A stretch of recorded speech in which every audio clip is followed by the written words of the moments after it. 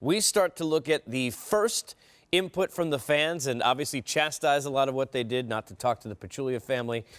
We got a lot to cover here. Let's start with, low blow. Hashtag just saying, I'm sorry. Jeez, that's a personal foul. My middle name is Captain Obvious. Let's start with the East.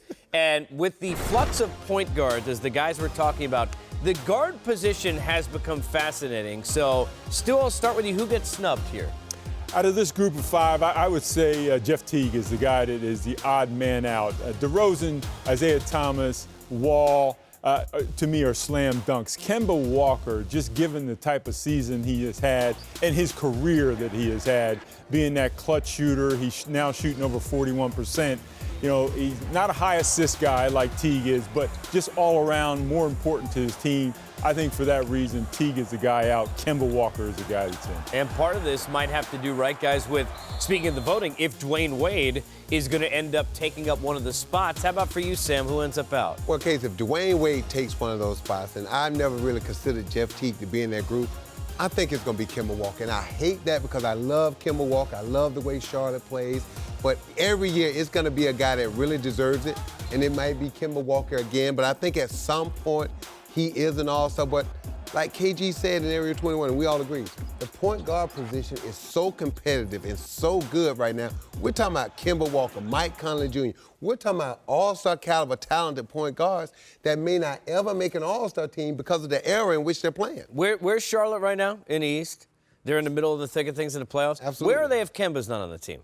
Come on, they're in the lottery. Okay, so how is he not an all-star? We got to get him in there. Well, we like him. But you got to look at what the fans voted, and you look at those names. Yeah, but the fans there. are 50%. But look at those names. Who are you going to take out? Kyle Lowry? No, we're going to make sure that D. Wade understands that we appreciate his Hall of Fame career, but he's not an all-star this year, right? So we're going to make sure D. Wade understands. Well, I'm going to have you do it. I'm going to hide behind Sam. But seriously speaking, it's a good point. I think under the new system now, where the players and the media now comprise 50% of the vote, I don't think, dare I say it, I have trouble getting this out of my mouth, I don't think that they vote Dwayne Wade in as an all-star. I agree. And then Kemba would get Kemba in. If Dwayne Wade's not in, I think Kemba should get it. The thing is, look, I think these 7 days off would be great for Dwayne Wade and Chicago Bulls to rest, to get ready for the second half of the season and make a playoff push. I agree. To see how good they can be. But I understand if the fans and the players and the coaches around the league want to give that honor to Dwayne Wade because he still is having a pretty good year.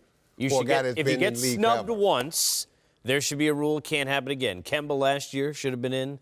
This year, let's see if he gets in. By the way, speaking of snubs, on the west side, it's not the guards.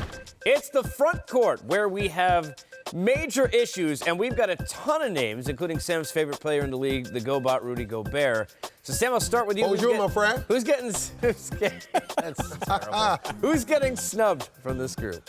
When I look at this group, I'm looking at three guys. Draymond Green, Jordan, and Gobert. You look at those other guys up there, they're having unbelievable seasons, and their teams are winning at an unbelievable clip, and good. It's always going to be one or two guys deserving to make the All-Star team. I look at Draymond Green. Look, he was an All-Star last year. He's on the best team again. But it's so many deserving guys, and Golden State's going to have three.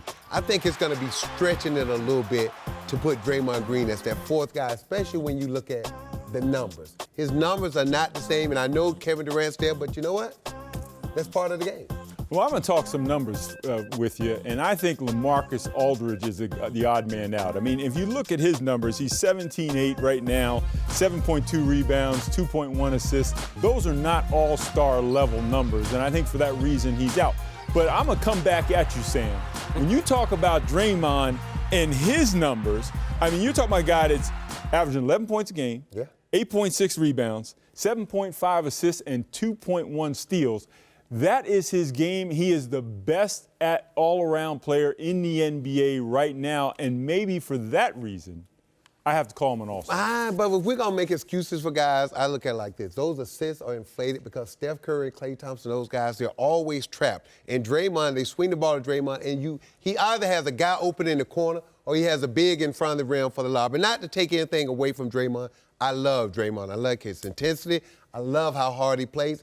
But to me, when you just have 12 guys, that's why the All-Star roster got to be expanded so you can honor the Dwayne Wades and still have an opportunity for the Kemba Walkers and those guys who've been snubbed to still have a chance to be on the team. You know, we've got a lot of bigs, too. We talk about the guys in Area 21, chatting about the point guards and the guard position, but you think about Boogie and AD, the Cat would seem like an odd man out, too, right? At 22 and 11, he's had a heck of a first time. Yeah, he has. But, again, he's not been in the league long enough. And let's be honest, that's a factor. Okay, he's not been in the league long enough, and they haven't won. Yeah. All right. And there's a premium on winning. If you're going to be an all-star and you don't win, that has to be a guy that historically has been, a perennial all-star. And DeMarcus Cousins. Yeah. Not putting up numbers like that. That's right. And Cat hasn't done that yet, and for that reason, I don't think that he gets in.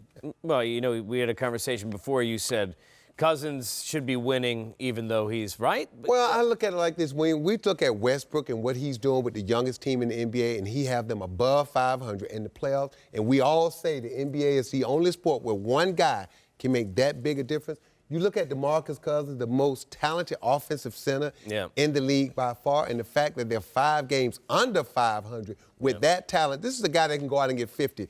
I just firmly believe if he put the same effort and energy on the defensive end as he does on the offensive end, Sacramento would win more games. And I always laugh when superstar players say, I need help. Well, help starts at home. It starts with you. And if you bring the energy and the toughness and the right attitude, then everyone else is going to follow. I just want to point out to the Raider fans tonight, especially at home, that Sam keeps saying it's the only sport where losing one guy can make a difference. I think the Raider fans watching the game. Well, the quarterback position. Well, and that.